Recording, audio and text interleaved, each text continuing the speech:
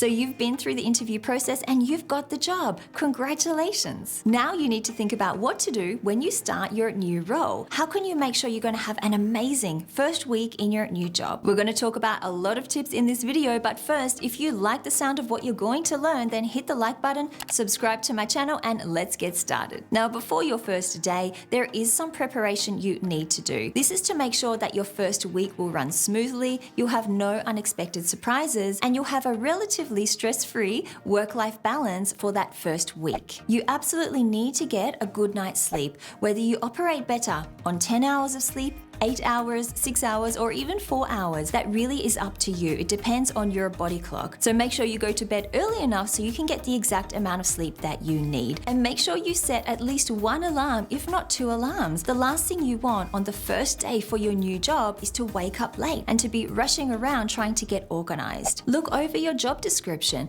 This is really to get you in the right mindset of what you're going to be doing in your job, to get you familiar with the tasks or even familiar with the people you're going to be working with. This also helps to build your confidence, which is a really important part of the first day in your new job. Find out what people generally wear in the office. Is the attire more casual? Is it more formal? This is really important because you don't want to arrive at the office in a formal suit when everyone else is wearing jeans and a hoodie. Check the directions, the start time, and other instructions. Do you know how to get to the office? Will traffic be busy on that time of the day? I recommend you arrive 20 to 30 minutes earlier than your actual start time. This will give you enough time to go through the lobby, to perhaps go through security, and to make your way to the reception or to whoever you need to meet. And make sure you are familiar with who you need to meet when you arrive your first day. We'll talk more about this in a moment. Organize your bag and your clothes the night before. Don't put extra stress on yourself that morning. The last thing you want to be doing is running around trying to find your clothes or ironing your shirt. And I suggest that you have your clothes organized for the first full week of your new job. This will help to reduce the amount of stress and reduce the amount of decisions that you have to make. Make sure your bag is packed as well. A notebook, pens, snacks, any water, anything else you think you might need for that first day or the first week of your new job. Now, when you are at the office on your first day, what do?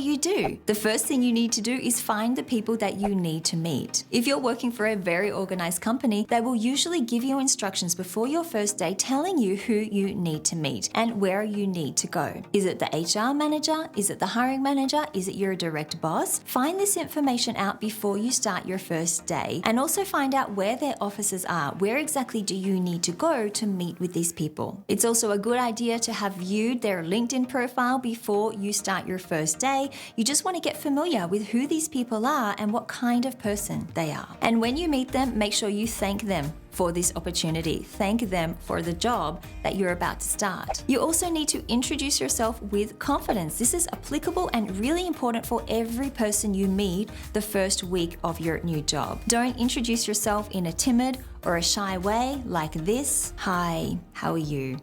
My name's Kara. Instead, introduce yourself with confidence and a smile like this. Hi, my name's Kara. You also need to get interested in your colleagues, but not in a sleazy, weird way. You need to do it in a genuine and a kind way. Ask how long they've been working for XYZ company. What do they do in their job? And take a notebook with you when you're walking around the office meeting new people, because you certainly won't remember all of the information that they give you. Take down notes, write down what they do in their job, interesting points about them, things that you can use for conversations later on. And offer your help. When you are having a conversation with your new coworkers, at the end of the conversation, offer your help. Ask if you can help them in any way. If there's anything I can help you with, let me know. It's a simple thing to do at the end of every conversation, but it really adds a lot more impact to the conversation and to your relationship or potential relationship with that person. And if you already have business cards printed, give them one of your business cards and ask for one of their business cards in return. Send them a follow-up email that day or the next day. That way they have your email address and vice versa. Use a confident handshake.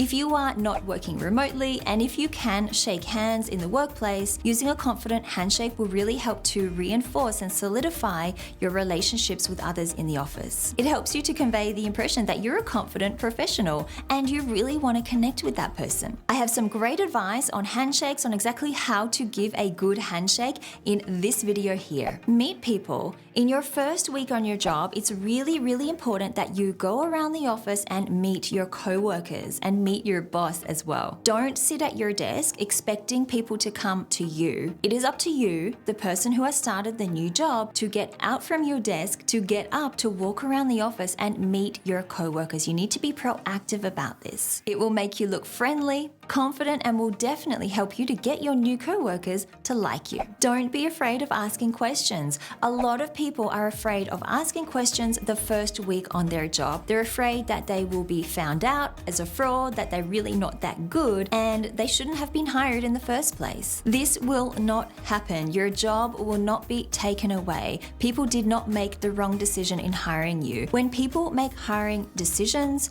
they make them very carefully. They do a lot of research, they do a lot of discussion and evaluation between the different candidates. You have that job because you are the one who deserves it. You have that job because you are the best one for that job. Know that, remember that, and be confident about that. Your job now is to get to know your role as well as you can. The best way of doing this is to ask questions. And don't be afraid of asking for help. You're new in this new job. There are many things you don't know. There are probably many things you don't understand. You are not expected by anyone to go in there knowing how everything works. So if you need to ask for help, be confident in doing that. Just like when you ask questions to other people in the office, asking for help also helps you show interest in your job. It helps you show that you want to be a really, really good professional and succeed a lot in that company. Learn everything that you can. So you're starting a new job. There are many things you don't know. Asking questions, asking for help. These are all ways for you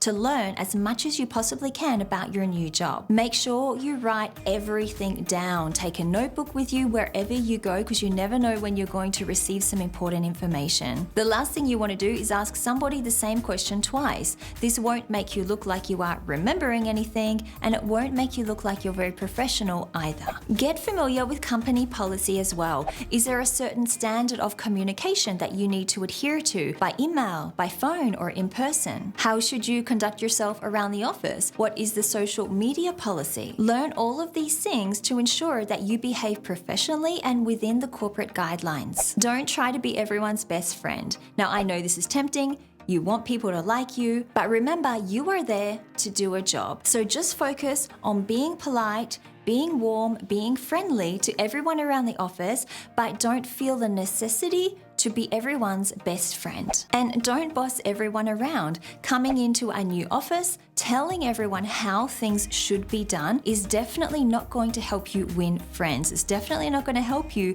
get people to like you. I've seen this happen in workplaces, and it often leads to a very toxic environment, which is not something that you want. Instead, be curious, learn, ask questions, show interest. But don't boss everyone around. And during your first week, get feedback from your hiring manager or your direct boss. How have you been performing during your first week? Are there any recommendations they would make to help you improve in your job? You also need to make checklists from your notes. So you've been carrying around a notebook all week, taking notes about your job, your role, people you are going to work with. Now you need to review your notes. And the best time for this is when you have some downtime at your desk. Now don't use this downtime for social media or for Facebook. Your downtime should be used for reviewing your notes or creating checklists from all of the notes that you have taken. This will help you become a lot more familiar with your job, familiar with the people you're working with, and make you look proactive and very, very professional. The last tip is to take care of your stress and your well-being. So the first week on any new job is very stressful. You're being exposed to new things all the time. New route to work, new schedule, new tasks, new people. Everything about your first week is new, and this can be very stressful, and it can also take a toll on you mentally and emotionally. It can be a real drain on your energy and your level of confidence as well. So make sure you take some time to rest, to recharge, make sure you eat well, make sure you exercise throughout this first week to release those stress hormones. Just overall take care of your stress and your well-being to make sure you can have a fantastic first week in your new job. And when it comes to being professional in the workplace, there are many other things that you need to think about, like honesty, accountability, communication, and good time management skill, which I talk about in this video right here.